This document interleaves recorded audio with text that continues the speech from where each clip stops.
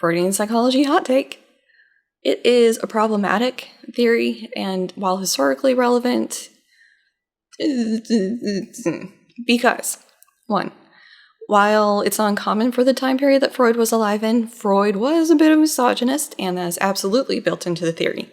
2, it is built on bad science. 3, it has a fascination with male genitalia. Having it, not having it, afraid you're going to lose it violently. That's great and stuff that should probably be talked about, but not exactly in the development of children. So, yeah, Freudian psychology is a bit of a hot mess. See you in the next video.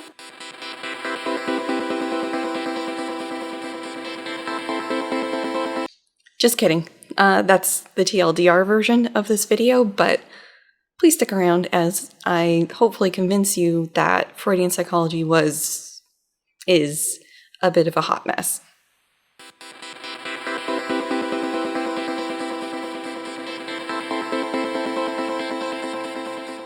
Welcome back to the channel. Today we're talking Freud.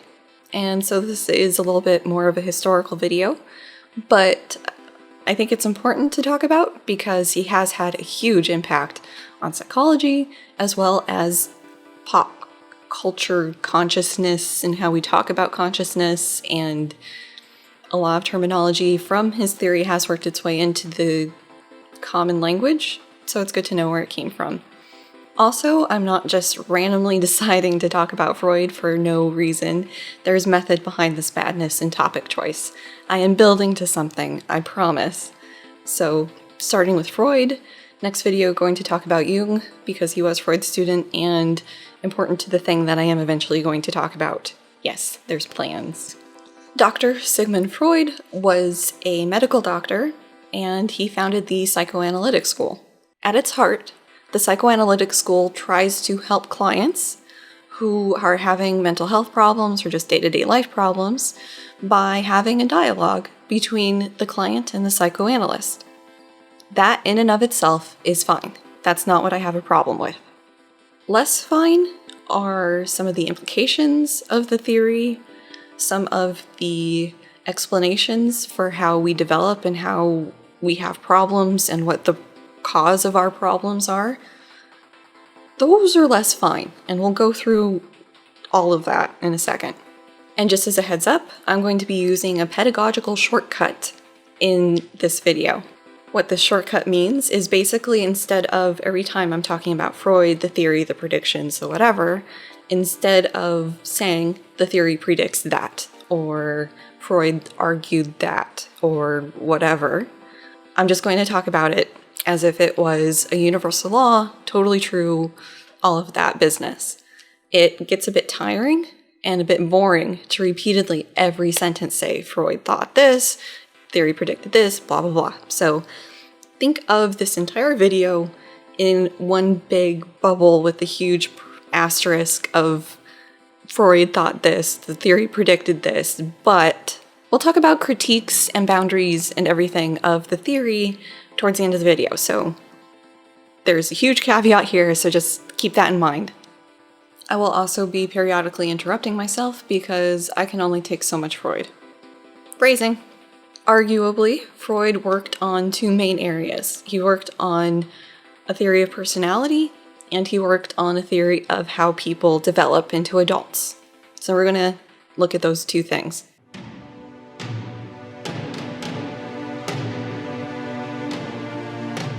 The central theory behind Freud's conception of personality is that childhood sexual experiences and unconscious motivations influence your personality and who you are, how neurotic you are. In the psychoanalytic perspective, you have the conscious mind and you have the unconscious mind. And typically we talk about this as an iceberg analogy. So if you've seen the movie Titanic, you know that the visible portion of the iceberg is much smaller than the under the water part of the iceberg. And so the top part of the iceberg is like the conscious mind, and the bottom part of the iceberg is like the unconscious mind. It's huge and massive and not part of our conscious experience. And the interface between The top part and the bottom part is called the preconscious mind, so you might have some access to this, but not really. So in the psychoanalytic perspective, and I'm saying it this time because I really just want to make this clear that this isn't the universal view of consciousness and unconsciousness, but in the Freudian perspective, the unconscious mind contains inappropriate drives, thoughts, desires, memories. All of those are down in the unconscious, not up in the conscious experience. I'm emphasizing this because in cognitive psychology, especially the work that I did, we do sometimes make a distinction between conscious and unconscious mind. So controlled and automatic processes, they're using different parts of processing and attention and all of this stuff, and it's made it hard phrasing to do research on consciousness and unconscious processing, because the minute anybody hears about this, even inside of cognitive, they're thinking Freud, they're thinking of fucking their mom. It's not what I'm trying to study.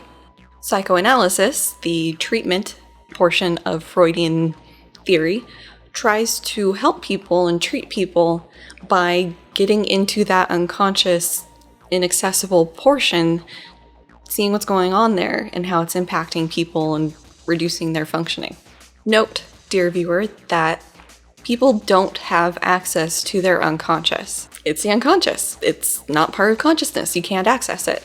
Or at least you can't access it without help and techniques and tools that the psychoanalysis perspective brings to the table. Let's talk about the structure of personality by going back to the iceberg analogy. So again, conscious experience, unconscious experience below water. For this, let's start at the bottom, if you know what I mean. So in this bottom portion, we have the unconscious, which is ruled by the id. The id is the mind's unconscious psychic energy. And I'm not talking like Long Island medium psychic here. This is sort of a historical thing where psychic basically means of the mind. And so it's mind energy that is devoted to unconscious stuff. The id wants to satisfy basic sexual drives and aggressive needs, and if not constrained by other facets of personality, it will seek immediate gratification for these things. The fact that the id will seek this immediate gratification and operates under trying to satisfy sort of lust and aggressive drives is called the pleasure principle, if you know what I'm saying.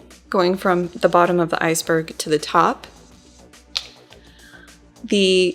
is the superego. The superego is sort of like the angel sitting on your shoulder telling you to do good things, whereas the id is more like the devil on your shoulder encouraging you to do bad things. The superego holds these internalized ideals on how you should behave and what you should say, what you should think, and sort of sets the guidelines for how you think and act and decide things. The superego lies somewhere between conscious and unconscious experience. So you have some access to it, but not full access to it. The superego operates under the idealistic principle as opposed to the pleasure principle, as it wants you to operate under fully socially appropriate manners, say only fully socially appropriate things, and just be the best you that you possibly can be, if not a little bit better than that. And best is defined by what the social and cultural norms are for where you are. So if it's rude to pass on eating somebody's brain, you best be eating that somebody's brain. If it's not appropriate to do that, then you best be skipping it. So we've got the id, we've got the superego. In between is the ego. The ego is basically your conscious experience and you, and it tries to be the executive of your mind. It's trying to satisfy the superego's needs for properness and civility and all of that, and kind of every once in a while throw the id a bone, if you know what I'm saying, and keep it satisfied, because you gotta keep the whole trifecta happy, otherwise things fall into conflict. The ego tries to satisfy the id's desires in a way that maximizes pleasure and minimizes pain. Minimize pain? Won't somebody think of the masochists? While still keeping the superego happy about not banging somebody just in the road or whatever.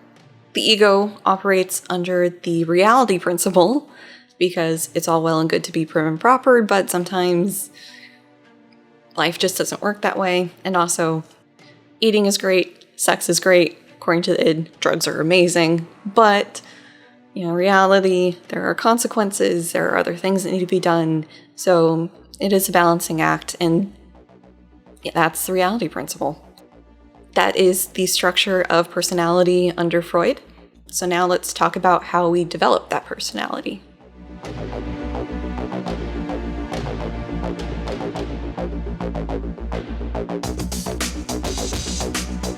Just in case you haven't taken a psychology class, there are many, many different theories on how people develop into adulthood from infancy.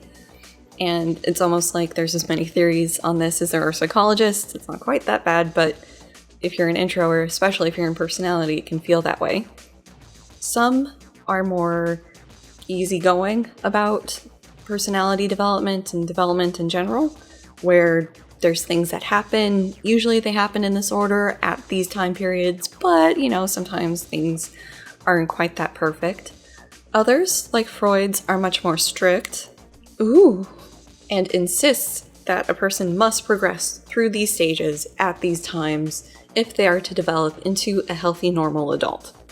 For the psychosexual stages, because this is the psychosexual theory of development, the id is kind of the important factor here.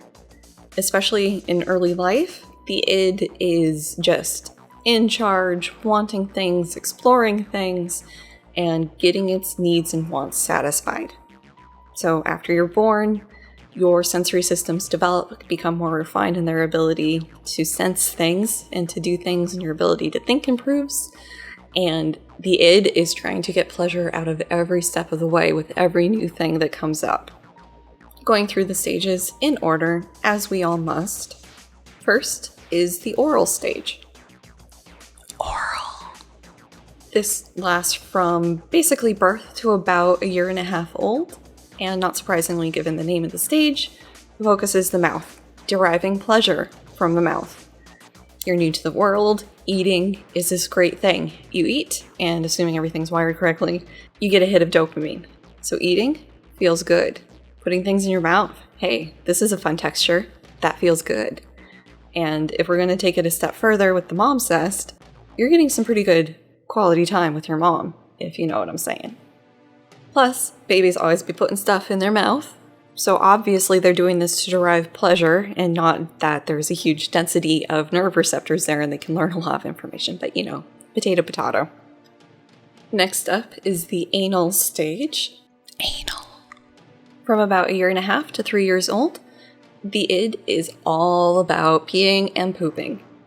There is some pleasure in releasing your bowels, especially if you've been holding it for a while and you're finally able to go use the bathroom, it feels good. Let's be real.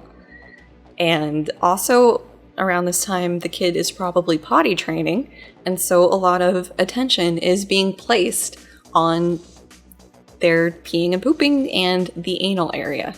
The central conflict of the anal stage is the balance between instant gratification, which the id wants. You gotta pee, let loose. You gotta poop, drop trow, even if you're in the middle of Walmart, and just have at.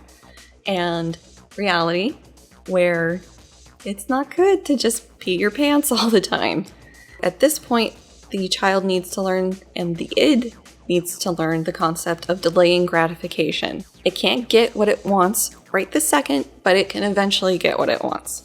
After the anal stage is the phallic stage. Freud is all about the D. Having a dick, wanting a dick, losing a dick, dick.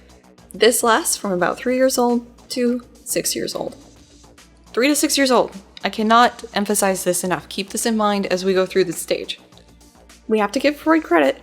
He was good at naming stages because you know exactly what this stage is talking about.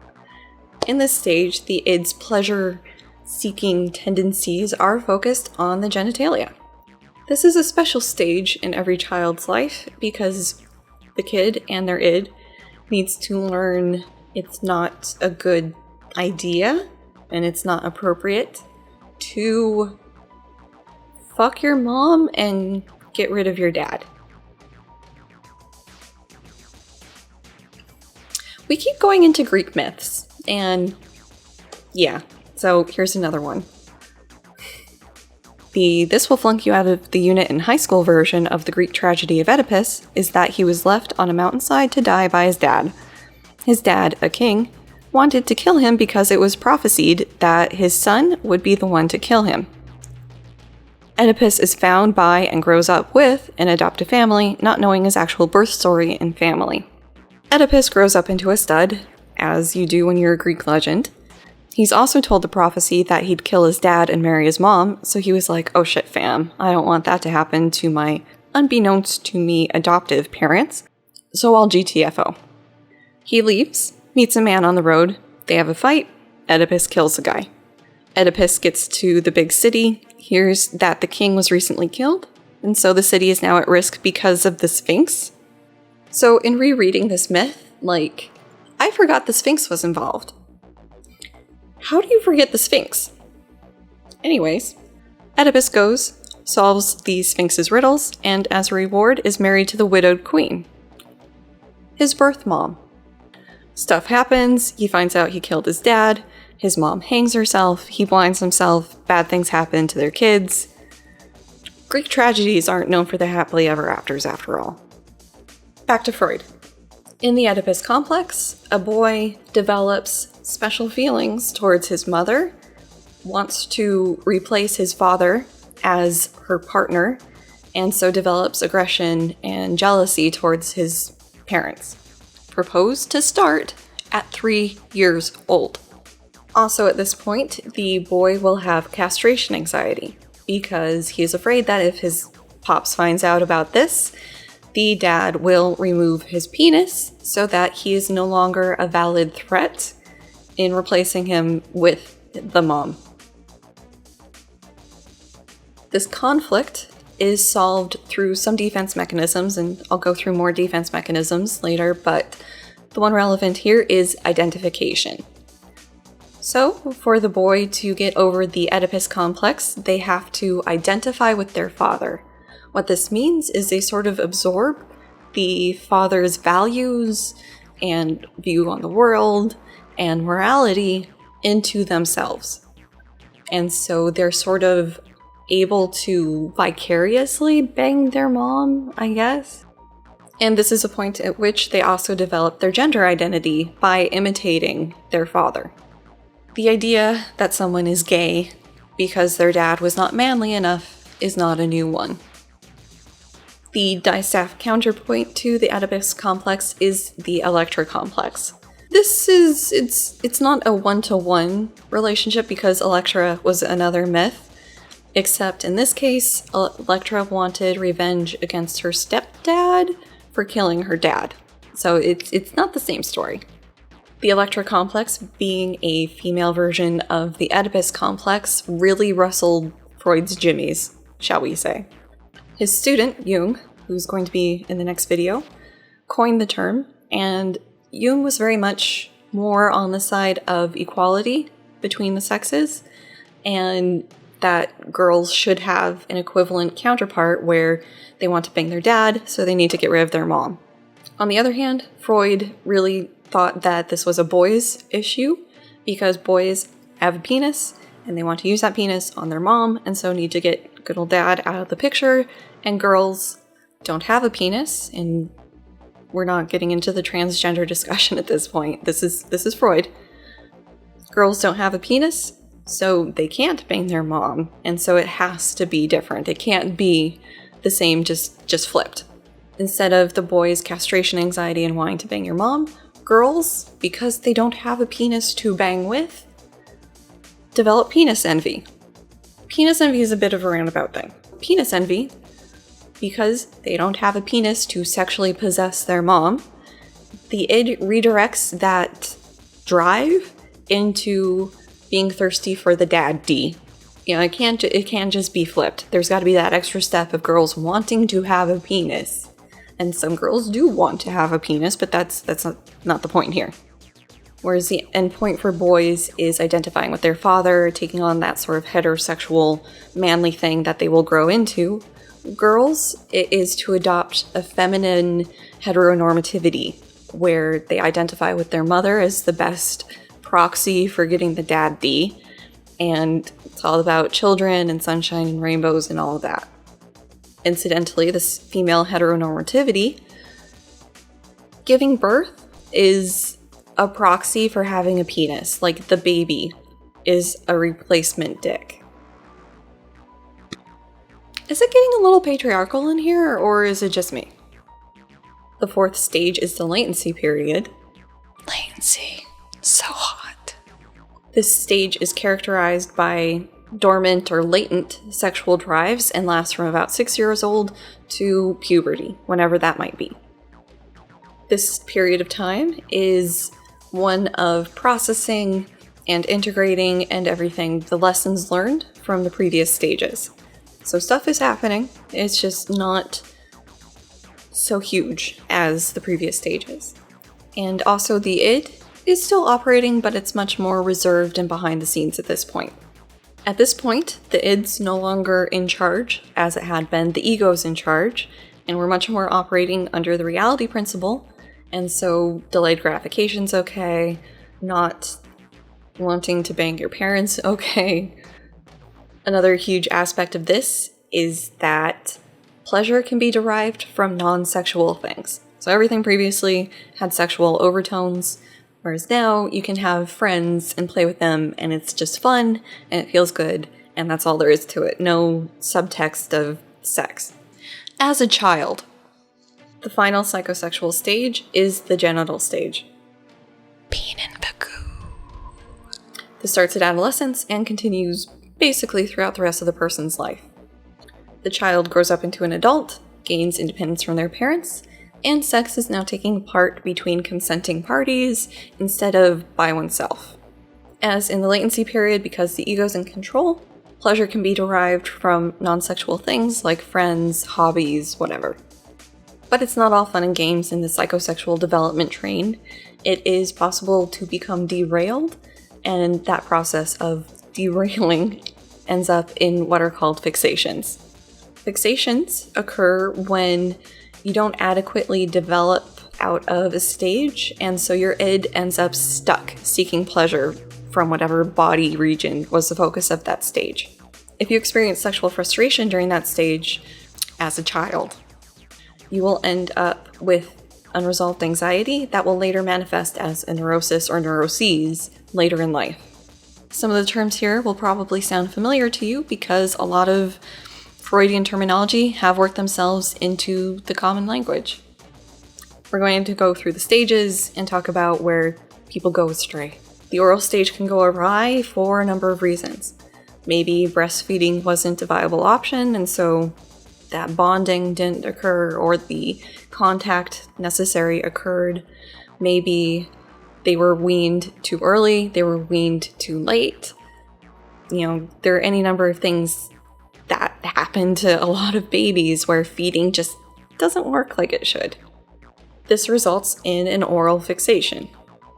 If the baby is indulged too much and given what it wants and not really forced to learn that it can't get what it wants right away, then it will develop into somebody who is manipulative as an adult, who is emotionally immature, and is basically a spoiled brat. If the baby isn't given enough gratification, maybe breastfeeding's not an option, whatever, the child will grow into an adult who is gullible and very passive. As with the oral stage, the anal stage can go wrong in a too much or too little kind of way. If too much emphasis is placed on potty training, or they are very harshly punished for mistakes that can happen, they will grow up into somebody who is anal retentive. They're very focused on details, on being clean, on just the tiny little details, because that was what was reinforced at this stage. If the kid isn't really potty trained, it just sort of happens, or if not enough emphasis is placed on cleanliness in this process, the kid will grow up into somebody who is anal expulsive. And what that means is they're basically messy and not careful with things, not clean, that sort of thing. So something I'm not clear on is it is possible for a kid to sort of end up in the middle here. Like, their parent could be abusive, and so not being huge on the potty training or emphasizing cleanliness, but then massively punishing mistakes when they happen. And so I'm not clear on where that would put them in the retentive to expulsive side of things. So, yeah. In the phallic stage, if one goes astray, either by not resolving the Oedipus complex, Electra complex, castration anxiety, penis envy, if these things aren't resolved, they will end up with a phallic fixation. If the boy doesn't adequately identify with their dad, they will be an aggressive jerk. If the girl doesn't adequately identify with their mom and adapt the feminine heteronormativity, they'll be a slut. Cleo has decided to join the party, so. In both cases, if identification does not occur, then the child will not absorb the morals and values of their parent, their same-sex parent, and so will either end up a lawless person who will probably go to jail at some point, or somebody who follows the rules only because they're trying to avoid punishment, not because it's the right thing to do. In the latency period, the unresolved problems and conflicts from the earlier stages might start popping up and manifesting as neuroses at this point. In the adult genital stage, people probably won't develop new neuroses, but just have neuroses as a consequence of the unresolved conflicts and problems, and they'll be fully blown at this point, and a person can seek help from a psychoanalyst to try to get over these unresolved conflicts from their youth and become a happy, healthy, adjusted adult. In theory. Okay, so now these defense mechanisms. Defense mechanisms are the ego's way of trying to reduce anxiety and discomfort by unconsciously distorting reality. So ego's getting its fingers into the unconscious processing of the world. We already talked about identification as a defense mechanism to get over castration anxiety or penis envy, and so let's talk about the other ones now. I am not covering all of them because there are a bunch, and this video would be even longer than it's going to be, so we're just going to hit a couple of the high points that will be relevant later down the road. A big defense mechanism that a lot of the others rely on is repression. And so in repression, uncomfortable thoughts, feeling, drives, desires, wants, dreams, whatever, memories are banished from conscious thought and sent into the inky depths of the unconscious mind. I'm planning a separate video on this at some point in the future because this is some really harmful shit in practice. One cognitive psychologist, Elizabeth Loftus, studies memory, how memories are formed, how false memories can be formed, and basically she has testified at enough trials saying that memories that people have aren't always necessarily things that actually happened, and she's done that enough that she's become a target of a lot of death threats. Enough death threats that she doesn't feel safe in her own home. Like, it's crazy. And she probably receives these death threats because she will come in to a trial process where somebody has recovered memories of abuse and is now trying to take legal action against the abuser, but there's evidence showing that, recovered memories are really suspect. Elizabeth Loftus is brought in as an expert witness on this, talks about her research where she successfully implants memories in people, and people who believe that horrible things happen to them don't take kindly to being told that these memories are fake.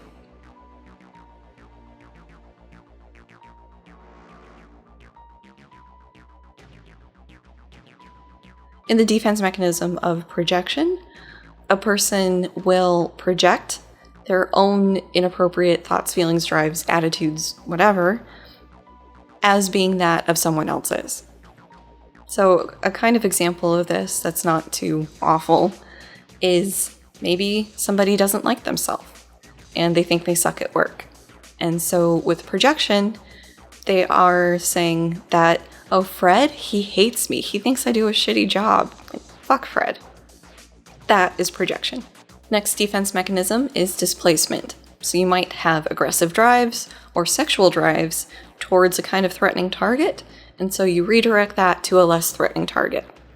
So maybe you had a really bad day at work and your boss was an absolute jerk to you, so instead of yelling at your boss, when you get home, you yell at your wife and kids.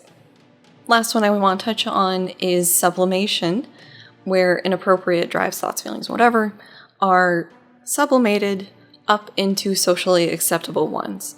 So maybe somebody has just a death wish, which tends to be not acceptable, and that is then sublimated up into working as like a firefighter, military, something where, you know, there is a chance that they'll die in the line of service, but it's kind of okay for them. Okay, so we've talked about the structure of personality, and we've talked about psychosexual development, so how people develop into their adult self and where problems come from. So now let's talk about the therapeutic aspect, since Freud was doing a lot of this to try to be able to help people.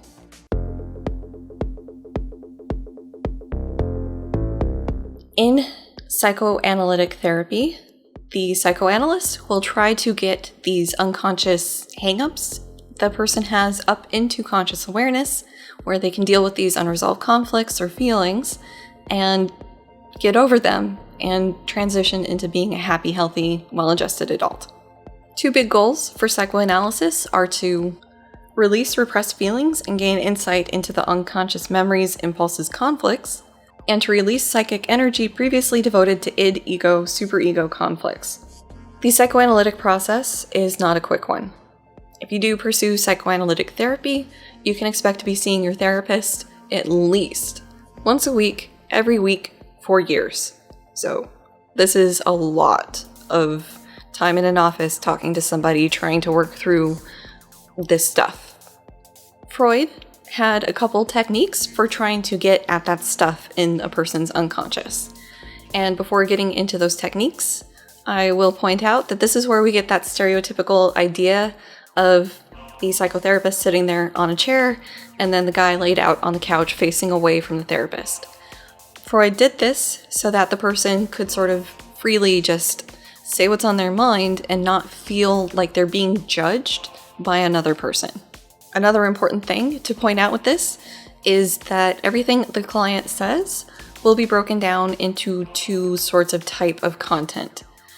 There's the manifest content, which is the surface level, what the person's saying, and the latent content. The latent content is the subtext of what the person is saying. And so this is thought to indicate what's going on in the unconscious, and the psychoanalyst will interpret the subtext to indicate what the problems are. One technique is not one that you have to overtly do, it's just one you can do while a person's talking, and this is to pay attention for slips of the tongue, more commonly known as Freudian slips. The sort of joke definition of a Freudian slip is when you say one thing but mean your mother. This is where you misspeak, a word comes out that you weren't intending to say, and so, interesting. Let's talk about this word that came out. And apparently Freud was Russian. This is used a lot in movies in a very ham-fisted way, so usually comedies, where the protagonist is meeting a woman who is wearing like a revealing dress or has very large breasts, and he just can't help himself but say inappropriate things, because that is where his mind is. His id is wanting them boobies. Freud took these slips as important insights into what was going on in the unconscious of the person. One technique is free association, where the psychoanalyst will give just a list of words, and the client is told to respond with the first thing that pops into their head, regardless of how trivial or embarrassing it might feel. We could sort of do this in the video if you're willing to play along at home. So give you a bunch of words, you just say something out. So, home, love, dog, school, mother. Interesting. The psychoanalyst will be looking for a couple things during this process. First, what words are coming out? So, manifest content. So if you try doing this with like a friend or something, you can find that you end up falling into a bit of a rhythm, where you have keyword, response, keyword, response, keyword, response. And in this process, you kind of slip into a more comfortable, relaxed state, and you're more likely to say words that you might not otherwise. And so if a psychotherapist thinks that a person has unresolved issues with their mother, they get this person in this rhythm, and then they insert key words like mother or breast or something into the mix and see what the person says. When we got to mother, you said destroyer. Why do you think that is? Another thing the psychoanalyst will be looking for in this process is resistance. And so this can show up as a break in that rhythm, or just in general talking, where a person pauses or starts trying to change the subject or just doesn't want to talk about it. And so this can indicate that the ego is kicking up some defense mechanisms and it's taking time to do so, indicating that this is probably a sore spot in the person's unconscious. When we got to father, you paused before saying furry. It seems you're uncomfortable talking about him. Did you have ill feelings towards him as a child? Final big thing that the psychoanalyst might be looking for is transference. And transference is where the person transfers feelings of aggression or sexual desire or other things onto another person, and Freud believed that a psychotherapist would be on a receiving end of a lot of this, and so you need to keep an eye out for that. An example of this might be that the client is saying that the psychoanalyst is overbearing, over-controlling, what's the obsession with dicks, and so the psychoanalyst would take this as, I've hit a nerve. The client is now transferring these aggressive drives, probably from a parent, onto me. Another technique employed is dream analysis. And so you basically have the client describe what dreams they've had, and yeah, there's the manifest content of they dreamed they were at the airport trying to catch a plane or something. But then there's the latent content of what the dream is actually trying to say. In dream analysis, the psychoanalyst will be looking for a lot of the similar things like resistance or transference or slips of the tongue, and trying to figure out what's actually going on and what unresolved conflicts are happening in the person's unconscious. That's a theory. That's how it's used in therapy. Let's talk about a couple case studies so you can see this in action.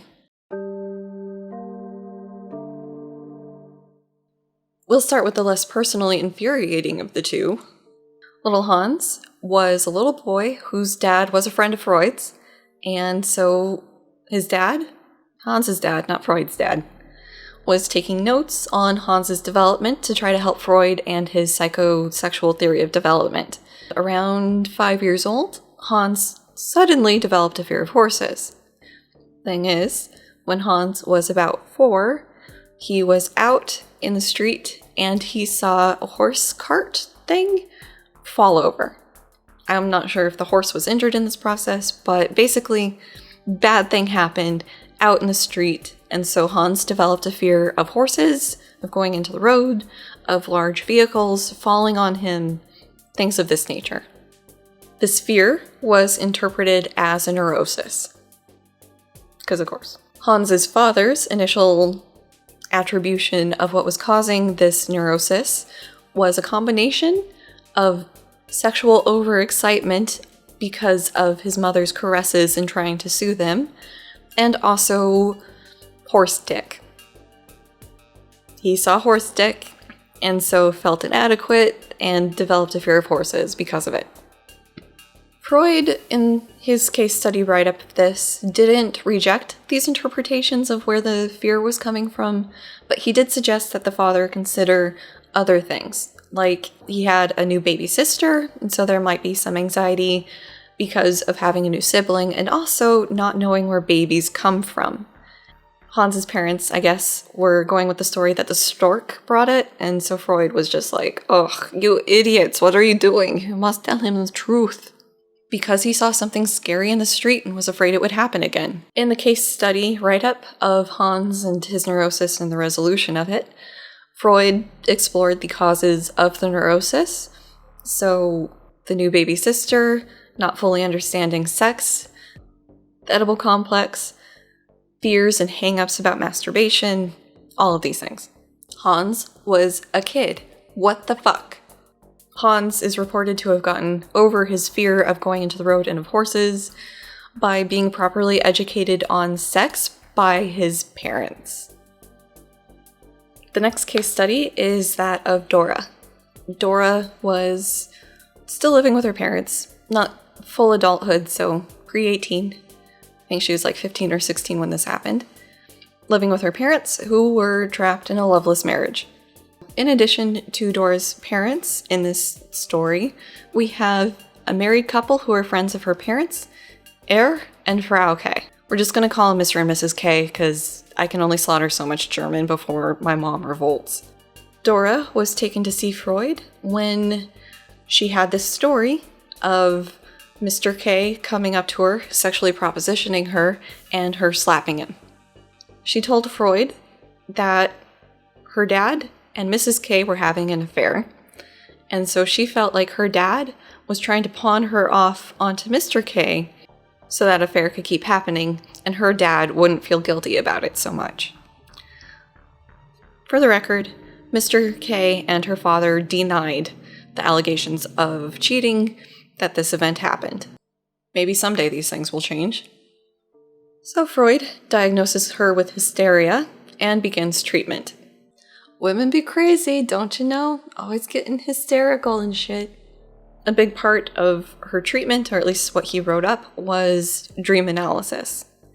And so in these dreams, in one, Dora described basically her house catching on fire while she was in bed sleeping, her sort of rushing out with the rest of her family, and her mom freaking out about a jewel case and wanting to go back for it. And her dad was like, "No, you stupid woman, like, I'm not going to let my kids burn so you can get your jewel case." So that's one dream. And in the other dream, Dora described being in a city that she wasn't familiar with, walking around for a bit, getting to the place she lived, finding a note on the bed in her room from her mom saying that because she moved out without her parents' permission, her mom didn't feel it appropriate to write to her, but her dad has died, and so she should come home for the funeral. Dora then tries to get home for the funeral in this dream, has trouble at the train station getting straight answers on what's going on. She finally gets home, and the maidservant opens the door and says, like, "Oh, the rest of your family's already at the cemetery." Those are the dreams. Freud, being Freud, interpreted both these dreams as referring to her sex life and, in particular, her virginity. So the jewel case in the first dream and the train station in the second dream represented her virginity and hang-ups she had about it. Freud also argued that Dora was repressing sexual desires and urges she was having towards Mr. K after his propositioning her, where she actually really wanted to carry through with those with him, and also towards her father because, of course. Dora, after enduring some period of this, broke off therapy. Freud, in his write-up of this case, took her breaking off therapy as a failure on his part. Not because, oh my god, the stuff he was saying, but because he failed to see that she was transferring feelings she was having towards her father and Mr. K onto Freud, and that's why she had to break off therapy.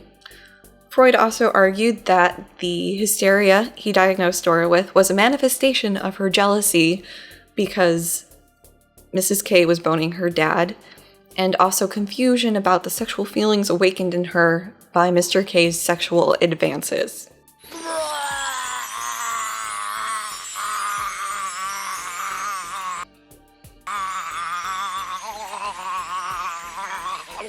Two years after she broke off therapy, Dora came back to kind of confront Freud and tell him, like, "Hey, I confronted Mr. and Mrs. K about the stuff that went on, and I was right. He had propositioned me for sex. He was put up to it by my dad. My dad had been having an affair with Mrs. K. I was right. Like, none of this was in my head. I didn't want any part of it, but that's the situation I was in." I always feel incredibly dirty sharing Dora's case study because it must have been so awful for her to be in that situation. Just, No hashtag me too for Dora.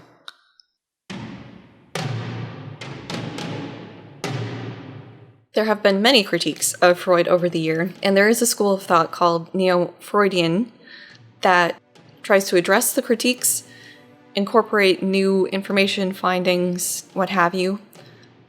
And cool. Great. However, a huge problem still exists for Freudian and Neo-Freudian theories of all of this, and that's they're unfalsifiable. That's a $10 word. Okay. Science demands that theories, hypotheses, models, whatever, when they're tested, it's possible for them to be false, for them to be wrong. Okay, experiments are designed to test hypotheses, and so it must be possible for a hypothesis to be wrong, for the experiment to come out not what the hypothesis is predicting, but in some other way. And yes, when you're getting into the more nitty-gritty of higher ed and science and stuff, it is generally good practice to set up your experiments so that you're testing competing theories against each other. But still, each hypothesis must have a condition or an end state where it's not what you find. The Freudian approach is unfalsifiable because there's always wiggle room. There's always a way to explain away results that don't line up with the theory, and that's a problem. Wiggle room isn't exactly a scientific term, it's a fuzzy term. So let's go through an example. Let's say you have a person coming in for psychoanalytic therapy, and the psychoanalyst gets their treatment history from them, what's bothering them, all of that. In taking that history, nothing traumatic comes up. One possibility is that the person doesn't have anything traumatic in their history, like nothing bad happened, no weird conflicts happened, and they have anxiety because they have an overreactive nervous system, or they have depression because they have a chemical imbalance in the brain, those sorts of things. The option that psychoanalysis goes with is that no, it's not that this person doesn't have anything wrong in their history, it's because they've repressed the traumatic event, and so they need to commence expensive treatment to fix this repressed thing that happened. And I'm not saying that psychoanalysis is just trying to squeeze money out of people. That's not the motive. That's just how the theory is. This is the beginning of the wiggle room. The person is having anxiety or depression, and we can't find anything overtly traumatic in their experience, so it must be locked away in their unconscious mind. It can't be that the Freudian theory that all adult neurosis comes from problems during psychosexual development is wrong. It must be that something's locked away in there. I reject your reality and substitute my own. So this person is still going through treatment. They're going through dream analysis, word association, this sort of thing, and nothing obvious is coming up. Because nothing obvious is jumping out to the psychoanalyst, now they need to start going through, instead of the manifest content, going into the latent content and trying to interpret what's being said for the subtext. So an example might be the person was talking about having a stressful time at work and having some issues with their boss. The psychoanalyst could then pick that apart and say, like, okay, so it seems like you have problems with authority figures.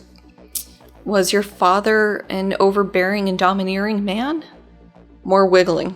The person hasn't really identified anything wrong in their life other than the anxiety or the depression, but it can't just be anxiety or depression. There has to be something that happened to them in their childhood to be causing this neurosis now. And that's when the digging starts. This back and forth process can go on for some time, where there's not something obviously or explicitly wrong in the person's history, but the psychoanalyst either goes through looking at the latent content or engaging in some questionable techniques to try to get this information that they're looking for, instead of just like, okay, there's no trauma here, there's no repression, there's no conflicts unresolved. Like, that's not the source of your problems. There has to be some repression, something wrong, and repression itself is the source of a lot of wiggle room. The reason why the psychoanalytic approach in the Freudian theory is a bad theory and bad science is because it refuses to be tied down. It doesn't make concrete predictions about things. If a person doesn't have a traumatic event, it's because they repressed it, not they didn't have a traumatic event. If treatment isn't progressing as it should be, it's not because the treatment isn't effective, it's because the person is resisting treatment or transferring feelings of aggression towards the therapist or any other number of things. You know, it's never the theory's problem or fault, it's always some weird, repressed, unconscious thing that's causing the trouble. Dora, firing Freud as a therapist, was a failure on Freud's part, not because he was practically gaslighting her, but because he failed to identify transference in time, and that's why she quit. So, that's Freudian theory in a nutshell, and hope this was educational and enlightening. And yeah, we'll cover Jung next, his student, who had some different interpretations and approaches than Freud, and actually caused a little bit of a rift between them. And this is building to something, I promise, so stick around for that, even if you're not necessarily interested in the history of psychology. And yeah, like, comment, subscribe, you know, Holy Trinity. And see you in the next video. Bye.